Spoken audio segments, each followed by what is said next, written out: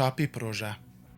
ټاپي د افغانستان له لارې پاکستان او هند ته د ترکمنستان د طبیعي ګازو لیږد نللیکې پروژه ده چې 1814 کیلومتره اوږدوالی لري او د ترکمنستان دولت آباد ګالکنش د ګازو له مرکز څخه طبیعي ګاز افغانستان، پاکستان او هند ته لیږدوي. د دې پروژې 813 تر 822 کیلومتره د افغانستان هرات، فراه، نیمروز، هلمند او کندهار له ولایتونو تیریږي او د کوټې له لارې د پاکستان ملتان ښار او هند فاضلکا سیمې ته رسیږي. د ټاپي پروژې لومړنۍ طرحه په 90مه لسیزه کې د ترکمنستان لخوا د ټاپ په نامه وړاندې شوه چې افغانستان او پاکستان یې برخه و او په 1998 کال کې د افغانستان اسلامي امارت او ترکمنستان د بهرنیو چارو وزیرانو ترمنځ یو تفاهم لیک لاسلیک شو او ناستې هم ترسره شوې. وروسته هند هم د دې پروژې برخه شو او ټاپي ونومول شو.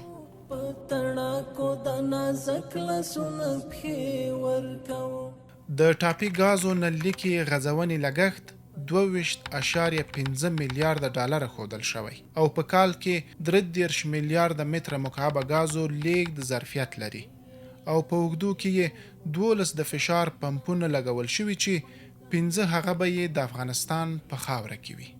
د شوي هوکړې له مخې د ټاپي پروژې له بشپړېدو وروسته هر کال شاوخوا 1500 میلیونه ډالره د ترانزیت فیس په توګه افغانستان ته ګټه رسیږي.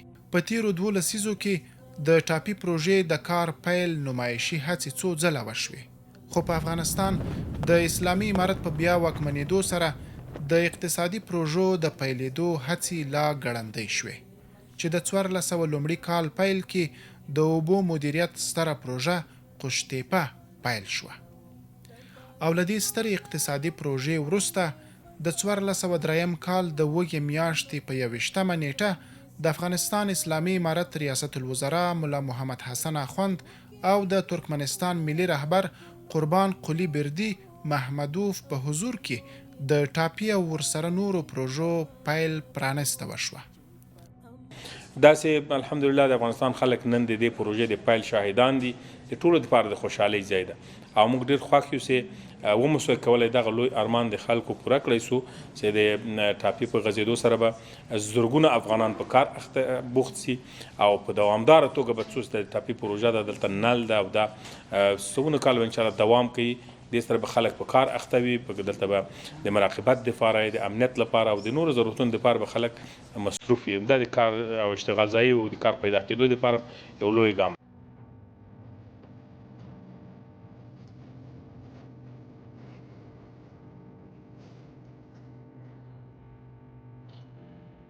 د دغو پروژو پیل په مراسمو کې چې د ترکمنستان په ماري ولایت کې جوړ شوی و، د اسلامي امارت رئیس الوزراء ملا محمد حسن اخوند د وینا په ترڅ کې د دغو پروژو پرانسته د افغانستان او ترکمنستان د ښه ګاونډیتوب پیلامه وباله او مسؤلو چارواکو ته یې د تطبیق په برخه کې د جدي هڅو لارښوونه وکړه. او زموږ خپلو مسؤلینو ته مو دا په کلکه هدایت دی چې هر راز ستړیاوې، ستونزې او مشکلات په خپل ځان برداشت کړي او د دغو پروژو د مقصد لپاره چې څومره یې په توان کې زمینه برابر کړي چې دا کم کاروان روان دی چې خپل اصلي منزل ته ورسوي. الله جل جلاله دې زموږ او د دوی دواړو مملکتونو، هېوادونو، ولسونو او دولتي چارواکو د ښه نږدې کېدلو د ښې دوستۍ دپاره دا یو مزید سبب راته وګرځوي. په دغو مراسمو کې د ترکمنستان ملي رهبر قربان قلی بردي محمدوف له افغانستان سره د سیاسي، اقتصادي او ډیپلوماټیکو اړیکو د لا پراخېدو ډاډ ورکړ.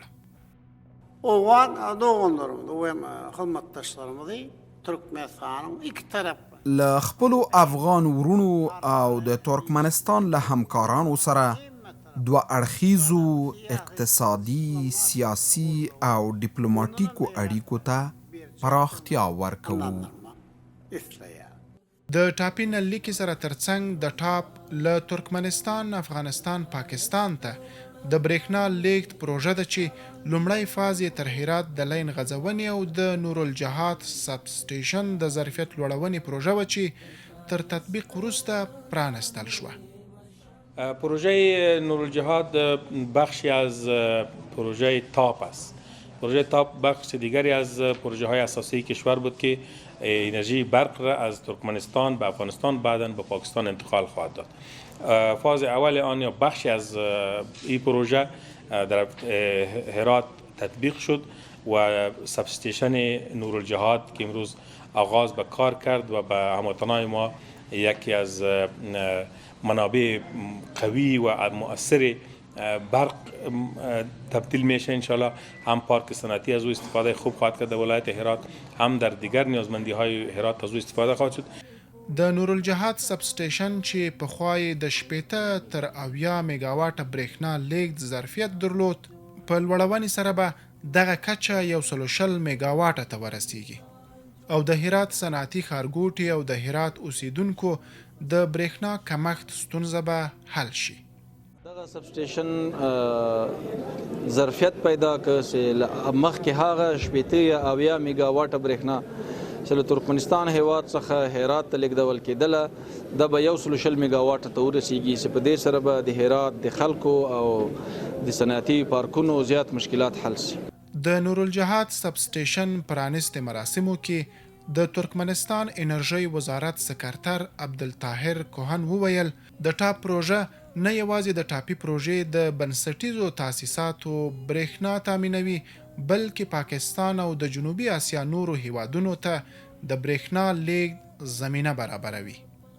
لازم به ذکر است که سیستم انتقال برق ترکمنستان، افغانستان، پاکستان یعنی پروژه تاپ نیز در راستای خط لوله گاز در حال ساخت است.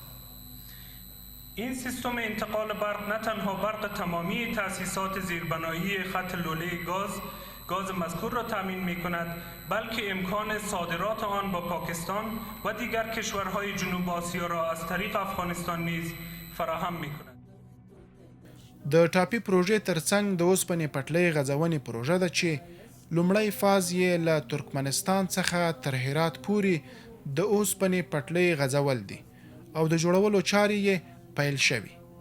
او دریم برخه د دې پروژې دا ده چې د اوسپنې پټلۍ به د دې سره په څنګ کې غځي. دا پټلۍ هم تجارتي استفاده ځینې کېدلی شي، هم د سیمې د تړاو د اړیکو دپاره استفاده ځینې کېدلی شي.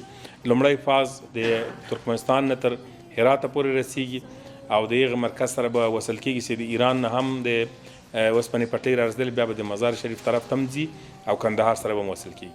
د اوسپنې پټلۍ غځونې برخه کې د دوو پروژو تورغونډۍ بندر پراختیا چې د تخلیه او بارګیرۍ لپاره د تاسیساتو او ګدامونو جوړول شامل دي او سنوبر ته د اوسپنې پټلۍ غځونې پروژو پیل پرانستې وشوې څو له ایران څخه تر مزار پورې د اوسپنې پټلۍ سره وصل شي. امروز الحمدلله افتتاح که میشه دو افتتاح شد امروز در جایی که ما و شما حضور داریم دو افتتاح شد. یک افتتاح که است و توسعه و سطح بندر تورغونډۍ است که ما پیشتر گفتیم وقتی که ما میخوایم که منطقه از زیرا به انتقالات بکنه ما بندر باید مطابق تقاضای منطقه مطابق تقاضای شرکت های و کمپانی ایرا بسازیم. یکی افتتاح شده وسط تورغونډۍ بود که برای تخلیه و بارگیری اینجا چه تاسیسات جور میشه، برای گودام ها اینجا جور میشه و په خطای فرعی جور میشه و دیگه ایش به طرف هرات که ما میریم از اینجا بعد ما به هرات بریم به طرف هرات 22 کیلومتر که مرا به صنوبر میرسانه. در قدم اول امروز که افتتاح شد 22 کیلومتر از تورغونډۍ به طرف صنوبر ما افتتاح کردیم که انشالله کارهای عملیش هم به زودترین فرصت شروع میشه. چرا صنوبر انتخاب کردیم؟ صنوبر نقطه است که ما با خطی که از طرف هرات به مزار میره و از طرف مزار بعد به چین وصل میشیم. د ټاپي پروژه له ځانه سره نورې برخې هم لري چې یوه له هغوی د نوري فایبر لاین دی چې افغانستان به د ځمکې له لارې له نړیوال انټرنیټي جال سره وصل شي او له ښه کیفیت او ارزان انټرنیټ څخه به برخمن شي. دا پروژه ځان سره نورې برخې هم لري. تنها ټاپي خو د ګازو هغه لوی پایپ لاین داسې تېرېږي، په څنګ کې د فایبر نوري لاین تېرېږي چې هغه هم په دغه پروژه کې برخه ده او ونډه لري.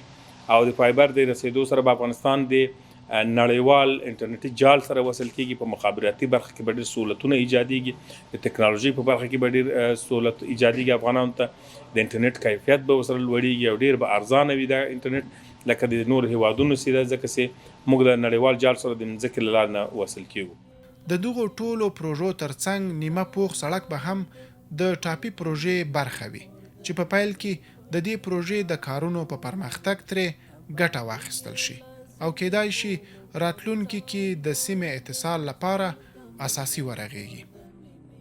څلورمه داسې دلته باندې نیمه پوخ سړک هم ورسره تېرېږي. لومړی به دا سړک د ټولې ټاپي د پروژې د کارونو دپاره استفاده کېږي، وسایط به په دې باندې تګ راتګ کوي او هغه ضرورتونه به حل کېږي. وروسته د هغه نه به دا سړک بیا کېدلی چې اساسي توګه باندې پوخ سي او جوړ سي او دا د وصل یوه لاره هم سي چې به هم افغانانو ته ګټه کوي، هم د سیمه ییز اتصال دپاره مفید ده، هم د ترانزیت دپاره اسانه لار کېدلی سي.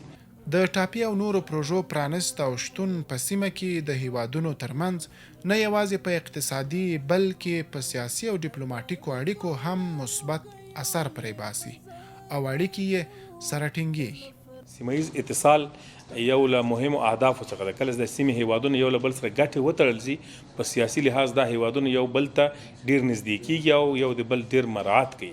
په دې سره هم امنیت دایمي کېږي، هم اړیکې پراخېږي، هم د ولسونو ترمنځ اعتماد ډېرېږي، راشدات څه ډېرېږي. د ډېرو علایقو دپاره یو وسیله ده او بې له شکه چې سیمه ییز سیاسي فضا باندې مثبت اثر کوي.